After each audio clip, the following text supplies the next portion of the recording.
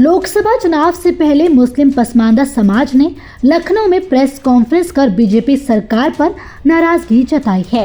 Media को संबोधित करते हुए मुस्लिम पसमानदा समाज के राष्ट्रीय अध्यक्ष अनीस मंसूरी ने कहा कि उत्तर प्रदेश में मुस्लिम पसमानदा समाज की आबादी 85% है। भाजपा सरकार ने पसमानदा समाज को पिछली सरकार में दी जा रही सुविधाओं को बंद कर दिया। यही नहीं, प्रधानमंत्री ने पसमानदा समाज को लेकर चिंता जताई और बातें भी की, लेकिन कोई कार्य योजना नहीं बनाई और पसमानदा समाज को नजरअंदाज किया। भारतीय जनता पार्टी के लोगों ने कई बार पसमानदा समाज के डेलीगेशन को बुलाया, लेकिन वो पसमानदा समाज की एक शर्त भी मानने को तैयार नहीं थे। ऐसे में उनका साथ नहीं दिया जा सकता। केंद्र सरकार द्वारा दिए जा रहे फ्री अनाज महज दिखावा है। उन्होंने कहा कि बड़ी संख्या में मुस्लिम पसमानदा समाज समाजवादी पार्टी के साथ खड़ा है। इसी के साथ उन्होंने आगे और क्या कुछ कहा, आइए आपको सुनवाते हैं। पसमानदा मुस्लिम समाज के भागीदारियों को लेकर के हम लोगों ने आज प्रेस कॉन्फ्रेंस रखा है। हमारा मानना है कि इस देश के अंदर 100% मुसलमानों में 85% पसमानदा तबके के मुसलमान हैं और प्रधान से प्रधानमंत्री तक सभी वोट में भागीदारी देने का काम करते हैं, वोट देने का काम करते हैं।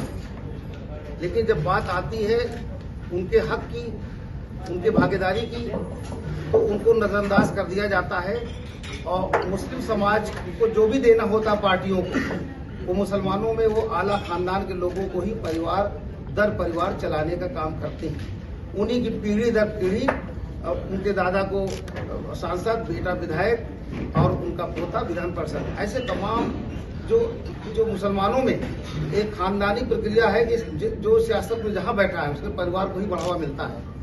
हमारा मतलब ये है कि हम जब आपके साथ में और इस देश में रहते हैं तो हम पसमानदा तबके के लोग गरीब हैं, हम मजलूम लोग हैं और पिछले 14 वर्षों से संगठन के माध्यम से हम लड़ाई लड़ते चले आ रहे हैं।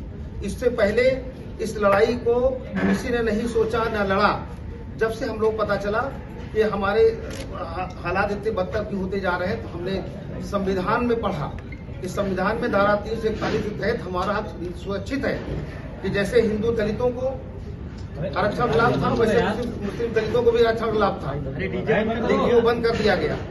रही बात ये कि आज जितने भी राजनीतिक दल हैं सभी में बड़े मुसलमानों का बोलबाला है और पसमानदा तबके के लोगों को वोट तो चाहिए लेकिन उनको भागीदारी नहीं देना चाहते। इसलिए हम चाहते हैं कि जो वर्तमान सरकार है वो जो पिछली सरकारों ने हमें जो पसमानदा तबके के लोगों को सुविधाएं दी थी, जो योजनाएं चलाई थी, पिछली सरकार के योजनाओं को भी आपने बंद कर दिया। एक तरफ आदरणीय मोदी जी अपने राष्ट्रीय कार्यकारिणी की बैठक में पहली बार पसमानदा मुस्लिम समाज की चिंता जताई और दूसरी तरफ पसमानदा मुस्लिम समाज को पिछली सरकारों द्वारा मिल रहे सुविधाओं को भी, योजनाओं को भी बंद करने का काम किया। जैसे एक कई लंबे वक्त से अब्दुल कलाम आजाद फाउंडेशन स्कॉलरशिप के माध्यम से हमारे अधिकतर पसमानदा तबके के बच्चे, जो गरीब बच्चे थे, वो उस योजना का लाभ उठा रहे थे और वो IAS भी बन रहे थे, PCS भी बन रहे थे, वैज्ञानिक बन रहे थे, इंजीनियर भी बन रहे थे, सभी क्षेत्रों में आगे बढ़ रहे थे। लेकिन एक तरफ प्रधानमंत्री जी ने ये कहा कि हम पसमानदा वंचित समाज है, पिछड़ा समाज है, पिछली सरकारों ने इनका शोषण किया, पिछली सरकारों ने इनको पीछे करने का काम किया। लेकिन मैं पूछना चाहता हूं कि लगभग 2 साल का वक्फा गुजर गया। मुस्लिम पसमानदा समाज में लंबे समय से जुड़े लखनऊ के खुर्शीद आलम को राष्ट्रीय अध्यक्ष अनीस मंसूरी ने आज यूपी का प्रदेश अध्यक्ष बनाए जाने की घोषणा की। इसके साथ ही खुर्शीद आलम को ढेर सारी बधाइयां भी दी। खुर्शीद आलम ने बताया कि वो समाज के लोगों को आगे बढ़ाने का काम करेंगे और साथ ही शिक्षा और स्वास्थ्य की दिशा में वो काम कर रहे हैं, जिसे वो आगे निरंतर जारी रखेंगे। साथ ही कई अन्य कार्य योजना पर काम करेंगे ताकि उनके समाज का भला हो और उस समय के साथ आगे उभरें।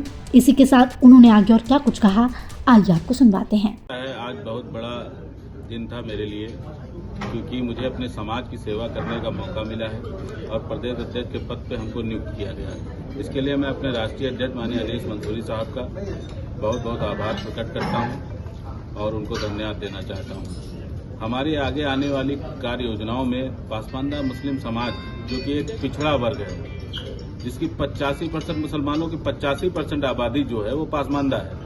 उत्तर प्रदेश के अंदर देखें या देश के अंदर देखें तो 85% मुस्लिम आबादी पासमानदा की है, लेकिन पासमानदा को उनका हक नहीं मिलता है। उसकी लड़ाई माननीय अनीस मंसूरी साहब 16 सालों से लड़ रहे थे।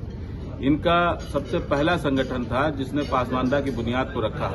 उसके बाद ही सारे पासमानदा समाज के लोगों को इकट्ठा भी किया, बहुत सारे संगठन भी बने और बहुत सारे संगठन खत्म भी हो गए। अभी हाल ही में माननीय प्रधानमंत्री नरेंद्र मोदी जी ने पासमानदा का जिक्र करके एक बार फिर से हम लोगों को एक नई आस जगाई है कि पासमानदा मुस्लिम समाज जो है वो अपेक्षा का शिकार हुआ है। और मैं ये चाहता हूँ कि हमारे आने वाले मुस्तकबिल, उनके बच्चे और आज का फ्यूचर उनका कैसे सिक्योर किया जाए, इसलिए हम लोग शिक्षा पे बड़ा काम करेंगे और शिक्षा को प्राथमिकता देंगे और स्वास्थ्य को भी प्राथमिकता देंगे। जब शिक्षा और स्वास्थ्य दोनों हम लोगों को मिलेगा तभी हम लोग आगे बढ़ पाएंगे। फिलहाल इस वीडियो में इतना ही। वीडियो पर आपकी क्या राय है, अपनी राय हमें कमेंट कर जरूर बताएं। इसी तरह की खबरों के लिए देखते रहें सहारा समय यूपी उत्तराखंड।